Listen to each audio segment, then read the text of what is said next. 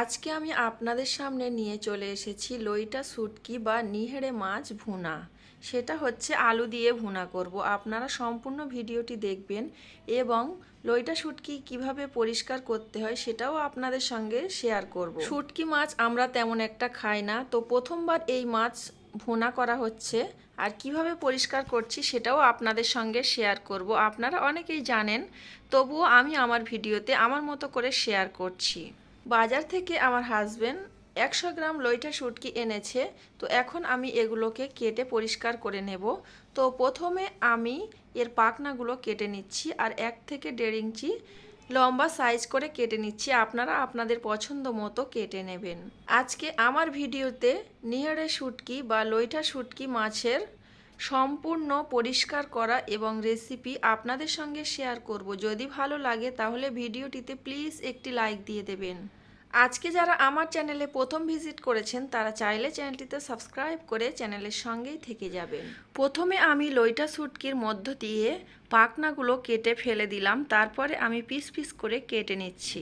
100 গ্রাম লইটা শুটকির মধ্যে আমি এই অংশগুলো ফেলে দেব আর এই প্লেটের অংশগুলো কেটে পরিষ্কার করে নিয়েছি। এখন আমি ফুটন্ত পানির মধ্যে দিয়ে দেব লইটা শুটকিগুলো। আমাদের এখানে আমরা গ্রাম বাংলার ভাষায় এই মাছটাকে নিহেড়ে মাছ বলে পরিচয়। আর আমাদের ইউটিউবের বাংলাদেশের বন্ধুদের কাছ থেকে শেখা যে এই মাছটির নাম লইটা শুটকি, তো বারবার বাংলাদেশের আপুদের মাছের নামের কথা মনে পড়ছে। তো যাই হোক, মাছটা আমি একটু ফুটিয়ে নিয়েছি আর একটু ভিজিয়ে রেখেছি, খুব ভালোভাবে ধুয়ে পরিষ্কার করে নেব। এদিকে আমি একটা আলু, একটা বড় সাইজের পেঁয়াজ এবং একটা টমেটো কিউট করে কেটে নিয়েছি আমি আমার পছন্দ মতো। এখানে আমি মাছগুলো খুব ভালোভাবে ধুয়ে নিয়েছি, পানিটাও ঝরিয়ে নিয়েছি। এখন আমি রান্না করে নেব। তো কিভাবে রান্না করছি আপনারা সম্পূর্ণ ভিডিওটি দেখতে থাকুন। আশা করছি আজকের আমার এই রেসিপিটি আপনাদের কাছে ভালো লাগবে। ভিডিওটি ভালো লাগলে প্লিজ ভিডিওটিতে একটি লাইক দিয়ে ভিডিওটি কন্টিনিউ করবেন। ইন্ডাকশন ওভেনে ফ্রাই প্যান বসিয়ে দিয়েছি। ফ্রাই প্যানে পরিমাণ মতো তেল দিয়েছি। তেলের মধ্যে আমি দিয়ে দিয়েছি অনেকটা মতো পেঁয়াজ কুচি। পেঁয়াজটা আমি একটু ভাজা ভাজা করে নেব। তো এই তো এখানে ভাজা হয়ে গিয়েছে। আমি এর মধ্যে দিয়ে দেব আদা রসুন একসঙ্গে পেস্ট করা, ওটা আমি দিয়ে দিচ্ছি এর মধ্যে 1.5 চামচ মতো। তারপর এখানে দিয়ে দিচ্ছি লঙ্কা গুঁড়ো, হলুদ গুঁড়ো।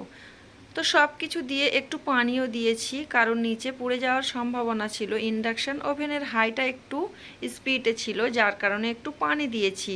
তো মশলাটা আমি খুব ভালোভাবে কষিয়ে এখন ওই পরিষ্কার করা শুটকি মাছগুলো মশলার মধ্যে দিয়ে আমি খুব ভালোভাবে কষিয়ে নিচ্ছি। আসলে এই মাছটা সচরাচর সব সময় খাওয়া হয় না, তো এই প্রথমবার খাচ্ছি আর আপনাদের সঙ্গে শেয়ার করছি। মশলার সঙ্গে খুব ভালোভাবে শুটকি মাছটা কষিয়ে নিয়ে এখন আমি এর মধ্যে দিয়ে দেব আগে থেকে কেটে রাখা আলু এবং টমেটো। আলু এবং টমেটো একসঙ্গে দিয়ে দিয়েছি আর এর মধ্যে এখন দিয়ে দেব পরিমাণ মতো লবণ। অবশ্যই লবণটা বুঝে শুনে দিতে হবে। যে কোনো তরকারির ক্ষেত্রে যদি লবণটা পারফেক্ট হয় তাহলে কিন্তু তরকারিটা খেতে খুবই ভালো লাগে। যেহেতু আজকে আমি প্রথমবার রান্না করছি, তার জন্য কিন্তু আমি শুটকি মাছটা আগে কষিয়ে নিয়েছি আর আলুটা আমি শেষে দিয়েছি। আলুটা শেষে দিয়ে আমি খুব ভালোভাবে কষিয়ে নেব। প্রথমে আলুটা দিলে কিন্তু খুবই ভালো হতো। তো আমি আমার পছন্দ মতো যেহেতু রান্নাটা করেছি, প্রথমবার করেছি আর আপনাদের সঙ্গে শেয়ার করেছি, আর এই রেসিপিটি না খেতে অনেক মজা হয়েছিল। আমি যেহেতু খেয়ে ভয়েস দিচ্ছি তার জন্য বলতে পারছি। আপনারা চাইলেও এভাবে করে রান্নাটা করতে পারেন। অনেকটা সময় ধরে শুটকি মাছ, আলু, টমেটো কষিয়ে নিয়েছি। এখন আমি এর মধ্যে পানি দিয়ে দিচ্ছি। খুব বেশি একটা পানি দেব না, যেহেতু এটা একটু মাখো মাখো মতো করব, যার কারণে অল্প করে পানি দিয়েছি।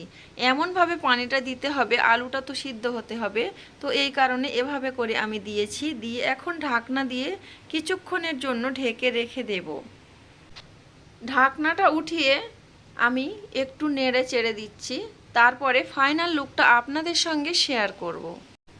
আজকের আমার লইটা শুটকি আলু দিয়ে চচ্চড়ি রেসিপিটা আপনাদের কাছে কেমন লেগেছে অবশ্যই কমেন্ট করে জানাবেন। সবাই ভালো থাকবেন, সুস্থ থাকবেন। আল্লাহ হাফেজ।